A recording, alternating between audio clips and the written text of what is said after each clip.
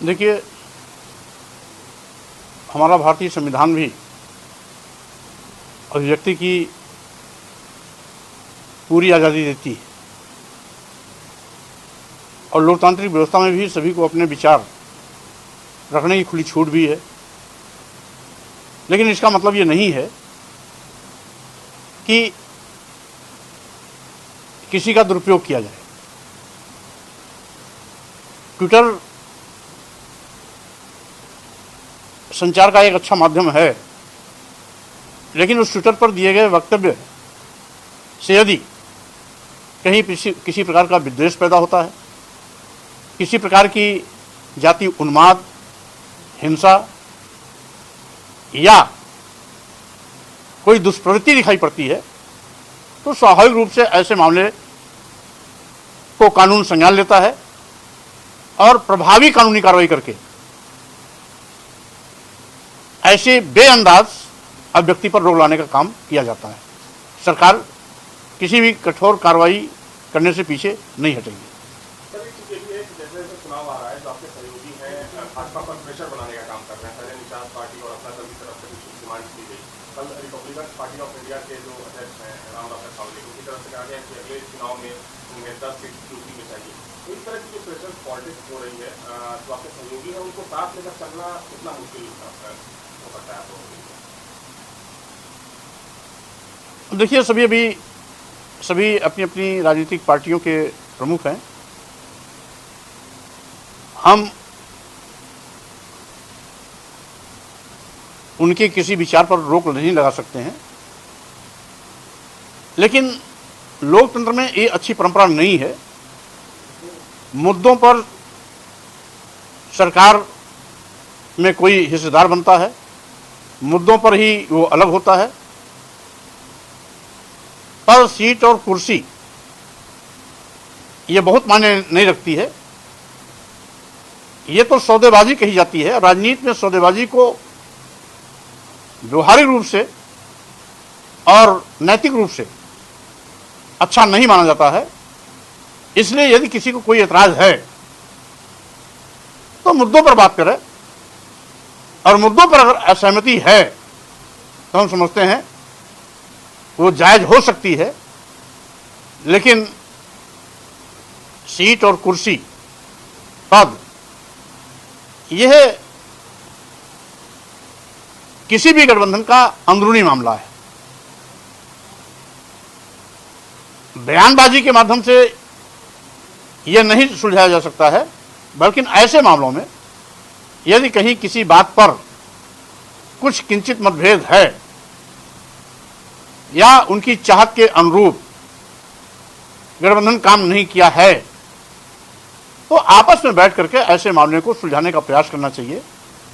बयानबाजी करके हम समझते हैं वो अपने नेतृत्व को हल्का करते हैं, अपनी पार्टी की गरिमा को गिराते हैं। इसलिए नेताओं को इससे बचना चाहिए।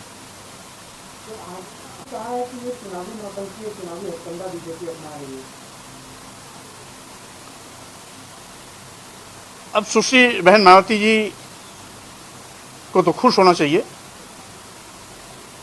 कि भारतीय संविधान निर्माता परम पूज्य बाबा साहब डॉक्टर अंबेडकर के मिशन पर बनी हुई बहुजन समाज पार्टी को राष्ट्रीय अध्यक्ष हैं, और बाबा साहब के सम्मान में अगर आज लखनऊ की राजधानी में मुख्यमंत्री योगी आदित्यनाथ जी के प्रयास से डॉक्टर आम्बेडकर सांस्कृतिक केंद्र व स्मारक का उद्घाटन किया गया है, तो उन्हें तो खुशी व्यक्त करनी चाहिए। और हम समझते हैं पहले भी केंद्र में माननीय प्रधानमंत्री नरेंद्र मोदी जी ने भारतीय संविधान निर्माता और वंचित उपेक्षित समाज के मसीहा, जुल्म जातीय न्याय के खिलाफ एक बुलंद आवाज भारतीय संविधान निर्माता भारत रत्न बाबा साहब डॉक्टर अंबेडकर के सम्मान में 5 बड़े स्मारक बना करके पंचतीर्थ के रूप में बाबा साहब डॉक्टर अम्बेडकर को सम्मान देने का काम किया है। बाबा साहब डॉक्टर अम्बेडकर का जन्मस्थल मुंह छावनी के साथ साथ उनका जो इंदू मिल का मैदान है वहां पर, इसके साथ ही साथ दीक्षा भूमि पर बाबा साहब डॉक्टर इंग्लैंड में जहां पढ़ाई करते थे उस स्थान पर, एवं बाबा साहब डॉक्टर अम्बेडकर ने जहां अंतिम सांस ली थी उस स्थान पर कुल 5 ऐतिहासिक स्मारक बना करके उन्होंने जहां सम्मान की एक लंबी लकीर खींची है, वहीं पर यह सम्मान बाबा साहब डॉक्टर अम्बेडकर का नहीं। बाबा साहब डॉक्टर अम्बेडकर तो विश्व धर्मगुरु नायक थे ही थे, साथ ही साथ मानवता के महान पुजारी भी थे, और इसके साथ ही साथ विश्व के सबसे बड़े विद्वान भी थे।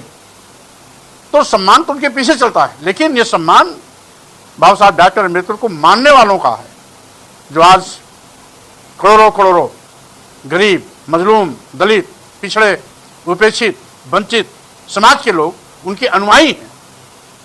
यह सम्मान उनका है, और हम समझते हैं उसी तर्ज पर आज माननीय मुख्यमंत्री योगी आदित्यनाथ जी ने भी उत्तर प्रदेश में बाबा साहब डॉक्टर अम्बेडकर के सम्मान में, ये उनकी दूसरी पहल है। पहली पहल उन्होंने तब किया था जब सभी सरकारी कार्यालयों में बाबा साहब डॉक्टर अम्बेडकर की मूर्ति लगाने का निर्देश हुआ था। आज ये दूसरा एक ऐतिहासिक क्षण है जब बाबा साहब डॉक्टर अम्बेडकर के सम्मान में डॉक्टर अम्बेडकर सांस्कृतिक केंद्र एवं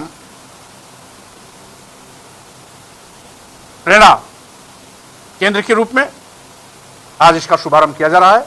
हम इस अवसर पर माननीय राष्ट्रपति जी ने जो अपने कर कमलों के द्वारा इसका उद्घाटन किए हैं, और माननीय मुख्यमंत्री योगी आदित्यनाथ जी ने जिसके प्रयास से ये ऐतिहासिक क्षण आया है, श्री राज्यपाल जी को मैं बहुत बहुत बधाई देता हूं, और साथ ही साथ अपेक्षा करता हूं कि बाबा साहब डॉक्टर अम्बेडकर के बताए रास्ते पर हमारी सरकार आगे भी काम करती रहेगी, चलती रहेगी। हालांकि ये भी देखा गया कि उन्होंने अपने जिलाध्यक्षों को निकाल दिया। क्या माना जाए कि सपा अपने कार्यकर्ताओं पर कंट्रोल हो चुकी है?